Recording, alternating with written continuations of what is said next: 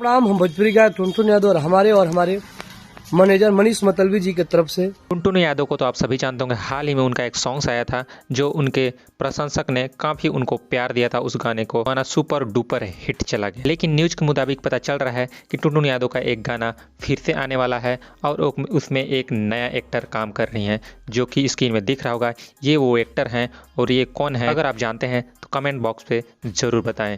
ये काफ़ी उत्साहित हैं टुनटुन यादव के साथ काम करने में, और काम चल ही रहा है। और जल्द ही टुनटुन यादव का एक नया सॉन्ग्स रिलीज़ होगा और उसमें ये मोहतरमा देखने को मिलेंगी। तो कैसा लगा ये आज का वीडियो, कमेंट बॉक्स पे ज़रूर बताएं। और हाँ, अगर आप भी भोजपुरी गाना पसंद करते हैं तो वीडियो को लाइक और चैनल को सब्सक्राइब जरूर करें। मिलते हैं किसी नेक्स्ट वीडियो पे, तब तक के लिए जय हिंद, वंदे मातरम, जय भोजपुरी।